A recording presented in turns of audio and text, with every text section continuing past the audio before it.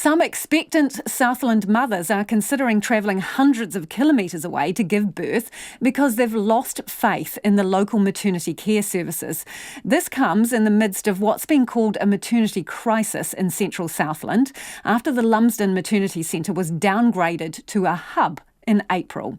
Since then, 4 babies have been born in precarious locations, including the back of an ambulance and a car park, because there hasn't been time to get to the nearest primary birthing unit, several hours' drive away. We wanted to see the situation firsthand, so we sent our South Island reporter Logan Church and videographer Simon Rogers on a bit of a road trip. Welcome to Lumsden, a small town in the heart of Southland, home to about 400 people. And this is the Lumsden Maternity Hub.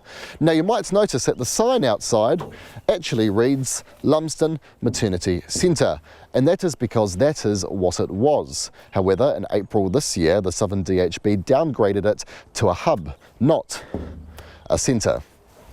And that downgrade meant big changes. Not too long ago, a midwife lived here permanently, and new mums could stay and receive postnatal care. But that's all gone, and since then there have been 4 emergency births, including one baby born in the back of an ambulance on the side of the road, and another in the adjacent car park here. And that means that for midwives like Nikki Peeling, they are now often on their own. This model of care, for me, is really unsafe. No midwife should ever be alone when they're assisting a woman with a birth. Never. You should not be on your own. You should always have somebody on your back. And these guys have got nobody. Nikki doesn't work as a midwife full-time anymore, partly because of the recent changes, but helps out former colleague Sarah Stokes if needed. And basically, Northern Southland Fiordland area is half the size of Wales. Sarah's the midwife of the woman who gave birth in the car park just over a week ago. The new mum and baby are fine, but the mother, who didn't want to be identified, told Checkpoint it was a harrowing experience. Left the house around 12 o'clock, and the baby was born at 12:10. Yeah, everything progressed so incredibly quick that my son was born in the car instead of inside the maternity centre. In the car park outside? In the car park he was born, yes, yeah. Outside the building, Sarah explains what happened. Well, I was following behind in my car, caught up with them on the road. So I saw their car just pull up, park in that spot. I parked in my usual spot, got out of the car, expecting just to take mum inside to do an assessment, but heard screams from the car. I thought birth is imminent. Rushed over, didn't have any equipment with me. And it was pretty obvious that baby was just about born. Remember, that's prior to the downgrade, and on-site midwife would have been there to help Sarah. So I'm helping the woman and the baby down this corridor here, trying to get the lights on. It's all dark and very cold because the heating's not on. The heating's on in the birth room, so I bring mum in here where I've got access to other equipment and drugs. But on a really cold night, you need the radiators turned up for any warmth. Are the radiators left on normally? None apart from in this room, just on low, just to keep the chill off. So it's freezing cold. You're here basically by yourself with mum and her husband and the new baby. What happens if something goes wrong? Well, backup takes 40 minutes to, a second midwife. Any second midwife in the area is going to take at least 40 minutes to get to me. How does it make you feel as a professional midwife? I mean, you clearly take pride in what you do.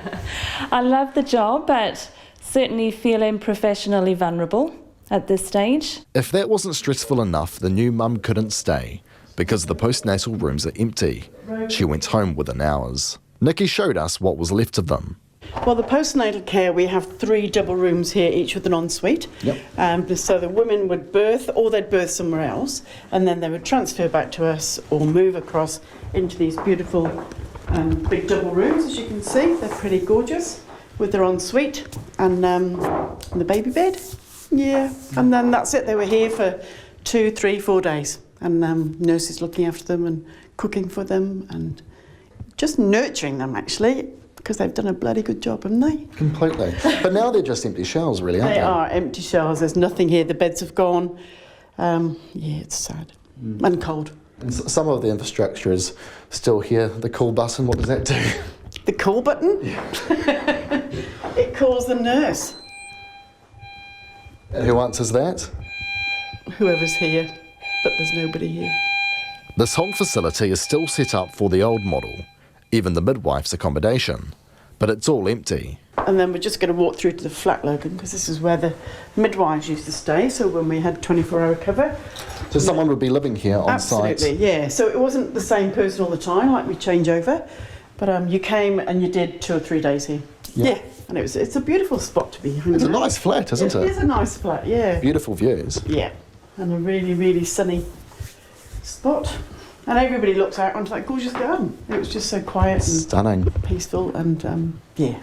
Completely empty now. Yeah, I'm freezing. Yeah. You can feel that no one's living here. You can tell nobody's been here, eh? This situation has terrified mums-to-be. About an hour's drive away in Tiano, Lana Rockcliffe-Brannigan is expecting a baby in November. But she is already looking at plans to relocate, possibly hundreds of kilometres away from her home. It's a little bit up in the air at the moment. I'm seriously considering moving out of Tiano. I've looked at Dunedin, and I'm also looking at going as far away as Blenheim, where my parents live. All of this because she just doesn't feel safe here. If my midwife is away somewhere else, I feel like it's a really scary prospect staying here. And to Lana, that's a surprise, given that young families are encouraged to look at the regions to put down roots because of the cost of living in cities. First-time mum Hannah Goatsley is in a similar boat. Well, the plan for me is to go and stay with my mum before the baby is born. She lives in Wyndham, so that's only 15 minutes from Gore. Plan on having the baby in Gore Hospital because I chose there because it's where my family are close to, and I knew I could stay there before because I can't go to Lumsden. Like Lumsden, Tiano now also has a maternity hub. The maternity room also happens to be the emergency room of the Fiordland Medical Centre. So we've got some intravenous fluids, some gloves, a tray, a speculum for doing examinations, a bag and mask for resuscitating a newborn. That's Dr. Paula King, who works here as a GP. She doesn't think the hubs themselves are a bad thing. The maternal and child hubs were designed to increase services in rural areas that didn't have birthing units. And there's no doubt that we will be somewhat better prepared for the occasional maternity emergency that might arise here. The issue is that our primary birthing unit in Lumsden, which traditionally Tiana women have used, has been closed.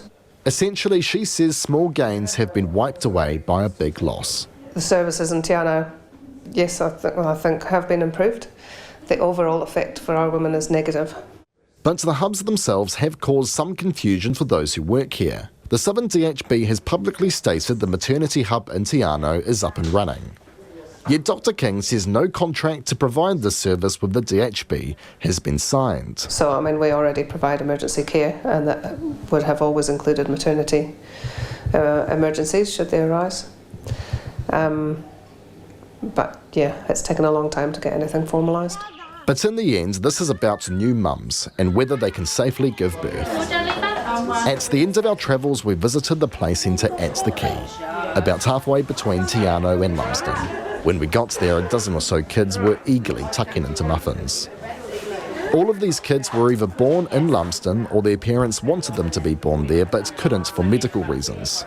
After play school wrapped up, some mums and I sat down and discussed what it was like either giving birth at Lumsden or how their postnatal care was. You couldn't get a better place to have a baby, basically.